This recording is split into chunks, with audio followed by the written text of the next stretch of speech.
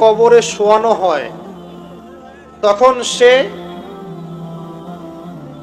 তাকে দাফন করে যাওয়া ব্যক্তিদের হাঁটার খসখস আওয়াজ শুনতে পায়। এরপরে তাকে যখন শুইয়ে দেওয়া হয়, সে যদি মুমিন ব্যক্তি হয় তাহলে তার মাথার দিকে তার সলাত এসে দাঁড়িয়ে যায়। দুনিয়াতে আপনি যে নামাজগুলো পড়েছেন, আমি যে নামাজগুলো পড়ছি, এগুলো মাথার দিকে দাঁড়িয়ে যায়। ডান দিকে চলে আসে তার সওম মানে কি রোজা, বাম দিকে চলে আসে যাকাত, তারপরে পায়ের দিকে চলে আসবে তার আত্মীয়তার সম্পর্ক রক্ষার ইবাদত, তার এই যে অন্যান্য দান সদকা, তার নফল আমল, তার তাসবিহ তাহলিল, তার কোরআন তেলাওয়াত ইত্যাদি পায়ের দিকে চলে আসবে। এখানে একটা হাদিস এসেছে, সূরাতুল মুলক যে ব্যক্তি রাতের বেলা তেলাওয়াত করবে, কোন সূরা ভাই? তাবারাকাল্লাযী বিয়াদিহিল মুলক ওয়া হুয়া আলা কুল্লি শাইইন কাদির। এই সূরা যে ব্যক্তি রাতের বেলা করে তেলাওয়াত করবে, ইনশাআল্লাহ সূরা মুলক কবরে তার সাথে থাকবে এবং কবর আযাব থেকে সূরা মুলক তাকে বাঁচাবে ইনশাআল্লাহ। আমি বুঝাচ্ছি যে কি অবস্থাটা হবে। এবার দুজন ফেরেশতা মাথার দিক থেকে আসবেন, আসতে চাইবেন, সালাত বলবে এখান দিয়ে আসা যাবে না, এদিক দিয়ে আসা যাবে না। ডান দিক দিয়ে আসতে চাইবেন, এদিক দিয়ে আসা যাবে না। বাম দিক দিয়ে আসতে চাইবেন, যাকাত বলবে এদিক দিয়ে আসা যাবে না। পায়ের দিক দিয়ে আসতে চাইবেন, আমলগুলো বলবে এদিক দিয়ে আসা যাবে না। তারপরেও তারা আসবেন, চোখগুলো হবে নীল এবং কালো বর্ণ, নীলাভ চোখের কালো। মুনকার নাকি উঠে বসিয়ে দেওয়া হবে। এবার তিনটা প্রশ্ন। প্রথমে প্রশ্ন হচ্ছে কি, মান রব্বুক, তোমার রবকে? তখন মুমিন বান্দা বুক ফুলিয়ে বলবে রব্বি আল্লাহ, আমার রবকে আল্লাহ। পৃথিবীতে যে ব্যক্তি আল্লাহর সাথে শিরিক করে নাই, আল্লাহ তাওহীদের উপর থেকেছে এবং তার উপরে মৃত্যুবরণ করেছে, ইনশাআল্লাহ সে ব্যক্তি এর উত্তর নির্দ্বিধায় দিতে পারবে ইনশাআল্লাহ। আর দুনিয়াতে যে বা যারাই আল্লাহর সাথে শিরিক করবে, আল্লাহর সাথে শিরকের পাপে লিপ্ত হবে, ওই অবস্থায় মারা যাবে, তাওহীদের উপর থাকবে না, কোশ্চিন কালেও মান রব্বুক উত্তর দিতে পারবে না। তারপরে প্রশ্ন হয়ে যাবে মা দীনুক, তোমার দিন কি ছিল? মুমিন বান্দা উত্তর দিবে কি, দিন ইয়াল ইসলাম, আমার দিন ছিল ইসলাম। এখানে শুনে রাখেন, পৃথিবীতে যারা ইসলামকে পরিপূর্ণ রূপে পালন করবে তারাই এই উত্তর দিতে পারবে ইনশাআল্লাহ। যারা ইসলামকে ঠাট্টা বিদ্রুপের হাসি তামাশার পাত্র বানিয়েছে, মন চাইলে কিছু করি, মন চাইলে কিছু করি না, সহজগুলো একটু আমল করি, বাকি কিছুর আমল ধারি না, হ্যাঁ, নামাজ পড়ি, সুদ ছাড়তে পারি না, ঠিক আছে, বছর বছর ওমরা করি, এদিকে ঘুষ দুর্নীতি ছাড়তে পারি না, ইসলামকে ঠাট্টা তামাশার পাত্র বানিয়েছে, এরা কোশ্চিন কালে উত্তর দিতে পারবে না মা দীনুক। দিনে পরিপূর্ণ ফি সিলমি কাফা, পরিপূর্ণরূপে ইসলামে প্রবেশ করতে বলেছেন আল্লাহ রাব্বুল আলামিন। যারা পরিপূর্ণরূপে ইসলামে প্রবেশ করবে এবং ইসলামের প্রতিটা মৌলিক বিধান মেনে চলবে, ইনশাআল্লাহ তারা এর উত্তর দিতে পারবে। এরপরে আসবে তৃতীয় প্রশ্ন। নবী সাল্লাল্লাহু আলাইহি ওয়াসাল্লামকে দেখানো হবে, যখন দেখানো হবে তখন সূর্য যখন ডুবে যায়, যে দৃশ্যটা আমরা দেখতে পারি না, ওই দৃশ্যটা ভেসে উঠবে এবং মুমিন বান্দা অস্থির হয়ে যাবে, বলবে আমাকে ছেড়ে দাও, আমি নামাজ পড়বো। সুবহানাল্লাহ।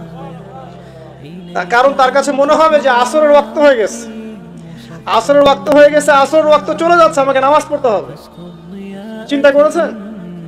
ওই যে একটা হাদিস আছে না, যে 7 শ্রেণীর মানুষকে আল্লাহ রাব্বুল আলামিন আরশের ছায়ায় ছায়া দিবেন, তার মধ্যে এক শ্রেণীর মানুষকে যার অন্তর মসজিদের সাথে ঝুলে থাকে, তার মন মসজিদের সাথে ঝুলে ছিল, এই সূর্য ডুবে গেল বলে আমাকে ছেড়ে দাও, আমি নামাজ পড়তে যাব। তখন ফেরেশতারা বলবেন তোমাকে নামাজ পড়তে দেয়া হবে, তবে তার আগে তুমি এর উত্তর দাও। কি উত্তর?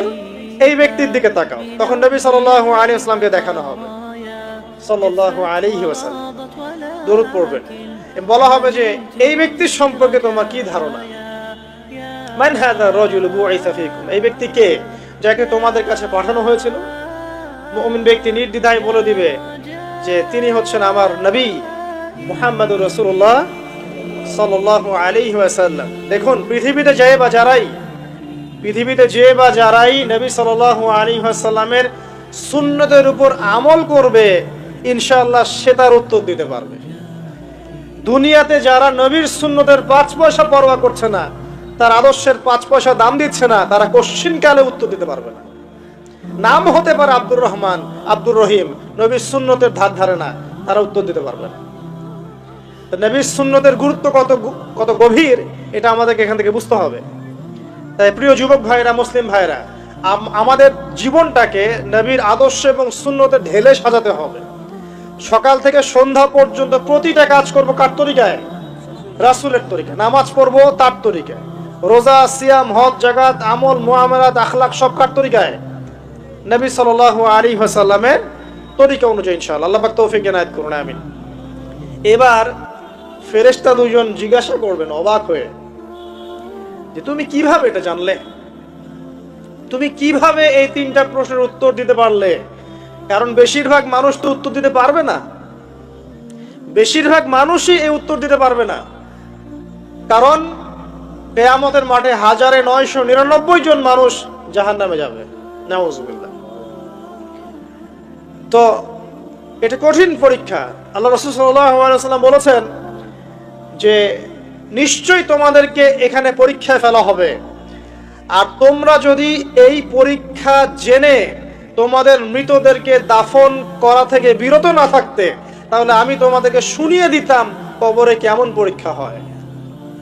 মানে যদি আমরা শুনতে পারতাম যে কবরে কেমন পরীক্ষা হয়, আমরা ভয়ে আমাদের মৃতদেরকে দাফন পর্যন্ত করতাম না। এটা নবীজি বলছেন সাল্লাল্লাহু আলাইহি ওয়াসাল্লাম। তাকে জিজ্ঞাসা করা হবে যে তুমি কিভাবে জানলে এটা? বেশিরভাগ মানুষ তো পারে না উত্তর দিতে। তখন সেই ব্যক্তি বলে বসবে, সেই ব্যক্তি বলবে যে করাতু কিতাব আল্লাহ, আমি আল্লাহর কিতাব এই কোরআন পড়েছি। মুমিন বলবে আমি আল্লাহর কোরআন পড়েছি, ফাআমানতু বিহি, আমি এর উপর ঈমান এনেছিলাম, ওয়া সাদ্দাকতু, এবং সত্যায়ন করেছিলাম। সুবহানাল্লাহ। অতএব দুনিয়াতে যারা দ্বীনের জ্ঞান অর্জন করছে না, কোরআন পড়ছে না, হাদিস পড়ছে না, পড়াশোনার চেষ্টা করছে না, জানার চেষ্টা করছে না, কবরে পাওয়ার পর ডিফিকাল্ট আছে। এটা একটা অন্যতম প্রশ্ন। আমরা কিন্তু মনে করি 3টা প্রশ্ন হচ্ছে, আসলে প্রশ্ন হচ্ছে কয়টা? 4টা। 3টার পরে আরো একটা এক্সট্রা। কিভাবে জানলে? তখন উত্তর দিচ্ছে আমি আল্লাহর কিতাব পড়েছি, ঈমান এনেছি, সত্যায়ন করেছি। সুবহানাল্লাহ।